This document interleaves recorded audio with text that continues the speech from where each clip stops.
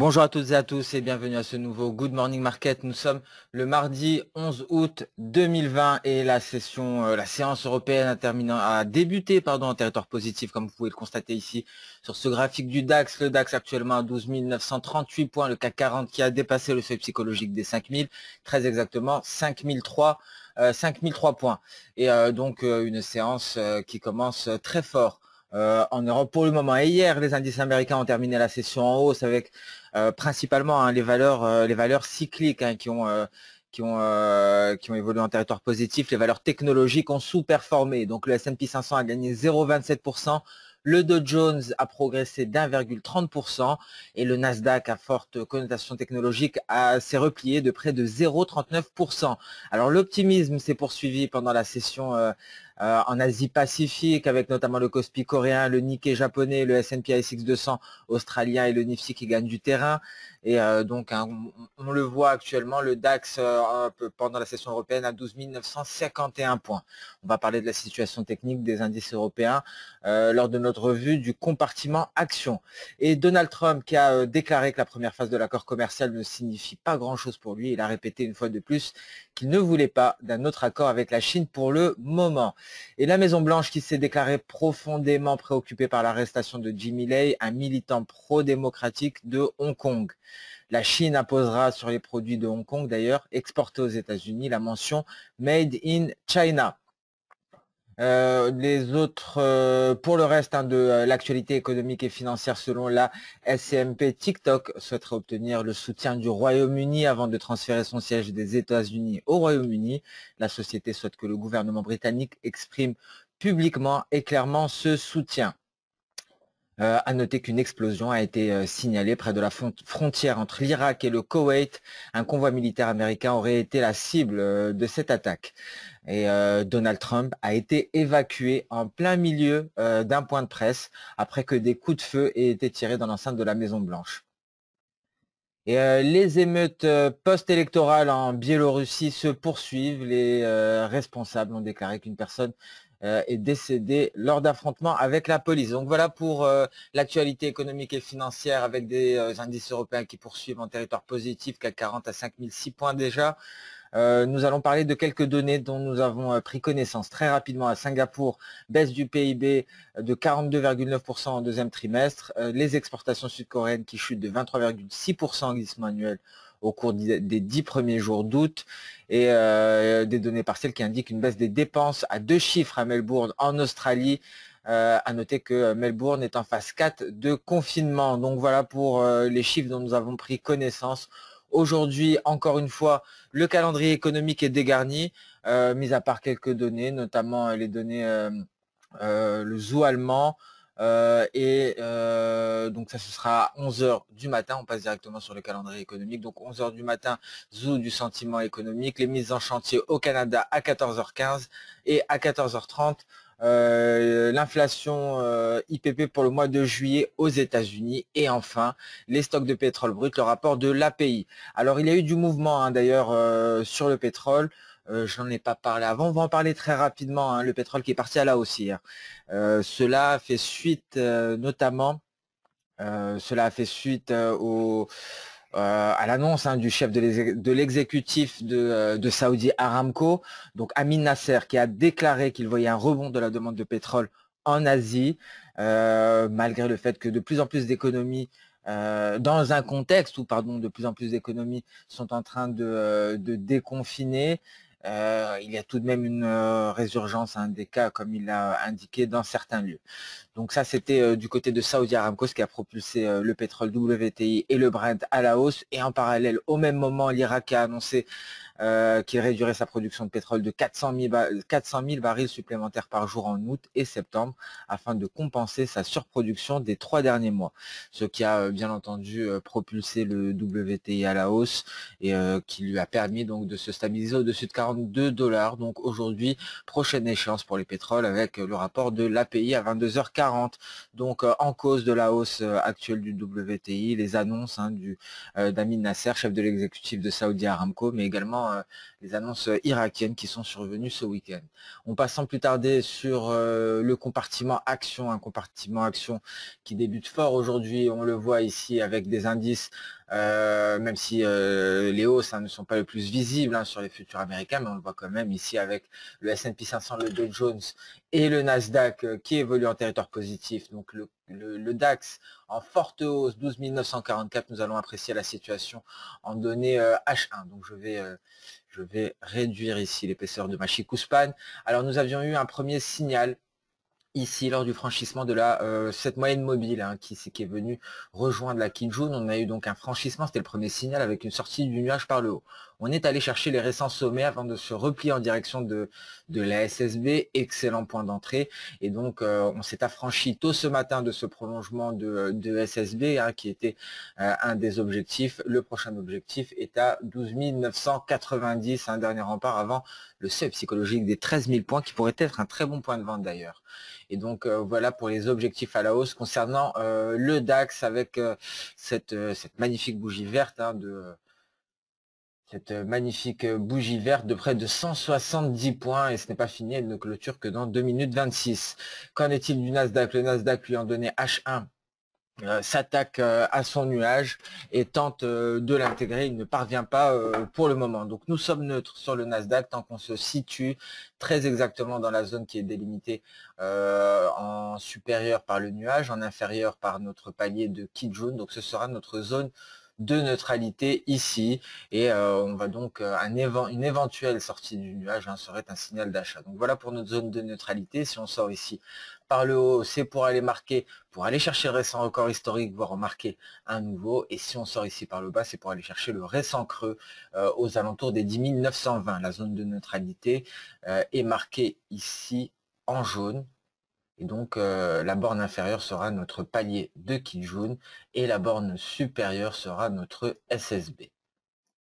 Voilà pour la borne de neutralité sur le Nasdaq. Nous allons passer à présent sans plus tarder sur le Dow Jones. Le Dow Jones qui est tout proche du dernier objectif, l'objectif E3. Donc souvenez-vous de cette configuration chartiste selon Osoda, ce double bottom en dessous du nuage avec cette belle hausse en direction de 3 E3, donc le dernier objectif qui sera à 28 050.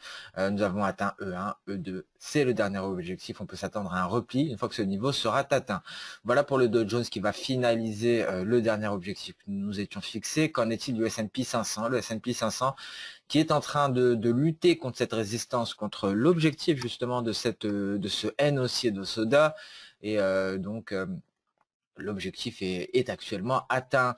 On peut s'attendre à un repli. Le S&P 500 pourrait reprendre son souffle ou voire même poursuivre. Mais pour le moment, on manque d'objectifs. Tant qu'on a atteint le dernier qu'on s'était fixé, il faut attendre une phase de repli pour déterminer d'autres objectifs. Mais les perspectives sont haussières tant que l'on évolue dans un premier temps au-dessus du nuage, mais surtout au-dessus de cette oblique. Cette oblique, le S&P 500 a pas mal joué avec, il a rôdé autour, elle semblait aimanter les cours et on est en train de s'en éloigner pour le moment.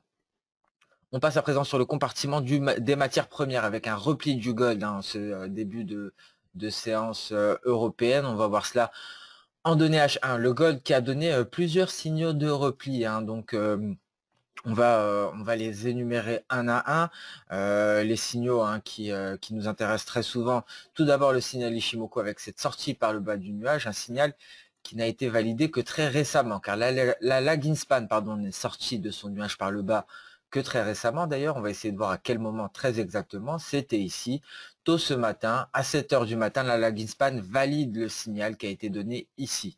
Donc un signal qui a été donné hier, à 4 h du matin, ici, et qui a été validé ce matin entre 7 h et 8 h. Ça, c'est pour le premier signal. Le second signal nous a été donné à 1 h du matin. C'était le franchissement de cette oblique haussière qui relie les différents creux depuis le 28 juillet. Donc ça, c'était pour le second signal. Et le troisième signal nous a été donné également un peu après 8 heures du matin. C'est le franchissement de la ligne de coup de cette épaule, tête-épaule. Donc que de signaux baissiers sur le gold, donc correction attendue.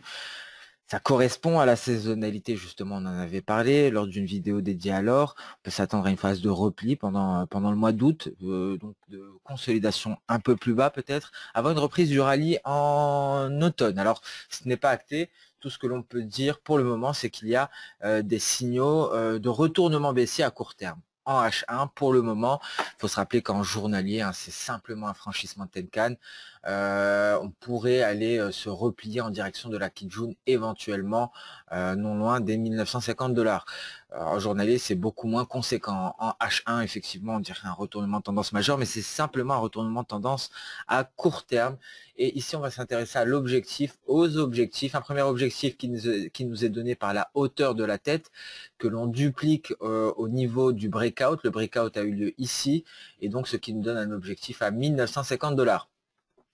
Comme d'habitude, lors de la formation d'ETE, un N baissier se forme sur le sommet de la tête, ce qui nous permet d'avoir une projection d'Osoda E à 1956. Donc l'objectif ici pour le gold, peut-être une zone de consolidation à venir, sera dans cette zone-là, entre 1950 et 1957 environ. Donc un repli qui devrait se poursuivre avec, bien entendu, un support intermédiaire à 1972. Et donc 1973 environ, et ça ce sera donc notre support intermédiaire.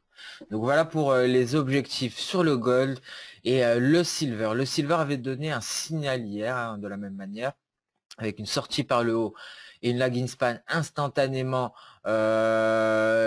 libre de tout obstacle, mais le silver s'est replié et a donné un signal inverse, un signal de vente, mais qui n'a pas été validé, hein, lui, par la lagging span. Au contraire, la lagging span repart à la hausse, elle ne parvient pas à attaquer ici ces bougies vertes et la Tenkan. Donc on repart à la hausse pour le gold, pour le silver pour le moment. Et donc on reste neutre, hein, on attend un franchissement de la Kijun pour aller peut-être chercher les récents sommets. Mais prudence, hein, au vu des mouvements de ce début de séance sur les métaux précieux, une phase de correction pourrait être envisageable au courant du mois d'août.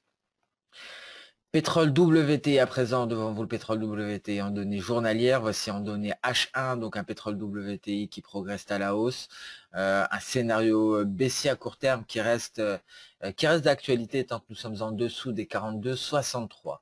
Alors donc c'est justement ici la résistance qui empêche la progression du WTI. Donc cette séance devrait être cruciale pour les prochaines séances de cette semaine concernant le WTI, notamment le rapport de l'ADP sur les stocks hebdomadaires de pétrole brut. Et le café ici en données journalières qui effectue son pullback en direction de cette oblique baissière, une oblique baissière qui avait été franchie le 30 juillet. Alors on va s'intéresser de plus en plus au café. D'ailleurs hier un article, hein, concernant les fondamentaux vous a été partagé. Je vous invite, pour ceux qui s'intéressent, hein, à cette matière première agricole, à le consulter, hein. Les différents facteurs fondamentaux ont été abordés et donc notamment, hein, le réal brésilien, et donc on va s'intéresser de plus en plus au café. On le voit ici, ce pullback en direction de l'oblique baissière en données journalières. Attention ici en données H1, probable une ETE, hein, qui est en train d'être enclenchée avec pour objectif théorique les 105,70. On a tout de même ici un objectif intermédiaire à 112,45, donc c'est l'objectif à aller chercher sur le court terme.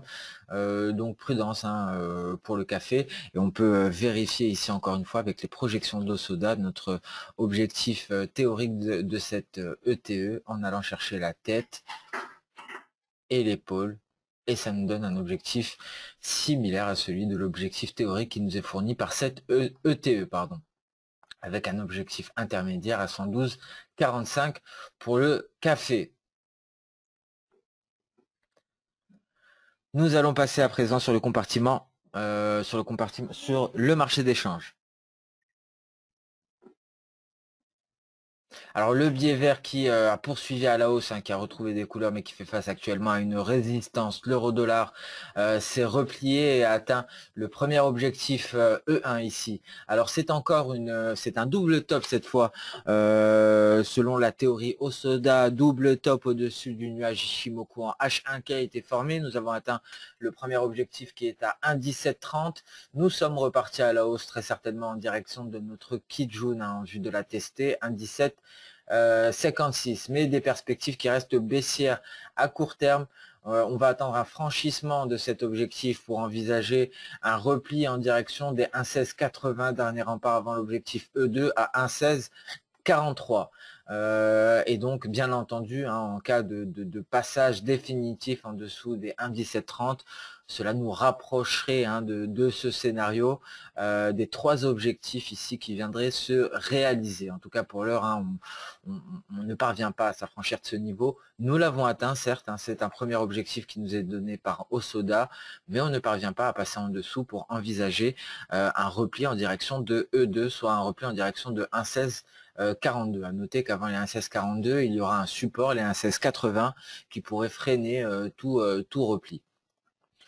Donc l'euro-dollar, hein, perspective baissière à court terme. L'USD TRI qui temporise au-dessus de ce support, précédemment résistance, des perspectives qui sont toujours haussières.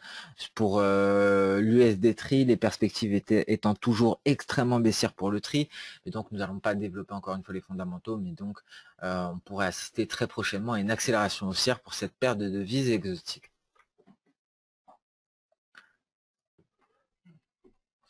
Ce Good Morning Market touche à sa fin. Je vous remercie de votre attention. Alors aujourd'hui, un calendrier économique quelque peu dégarni, mais des tensions sino-américaines toujours au goût du jour. Mais visiblement, hein, l'optimisme qui se poursuit sur les indices américains et prudence sur les métaux précieux, donc sur le gold et le silver, hein, au vu de ces signaux qui nous ont été donnés en début de séance européenne. Alors sur ce, cette vidéo touche à sa fin. On se donne rendez-vous dès demain pour le prochain Good Morning Market. Je vous souhaite une excellente journée, une excellente séance de trading. En attendant, n'hésitez pas à liker, commenter ou même partager cette vidéo. Au revoir.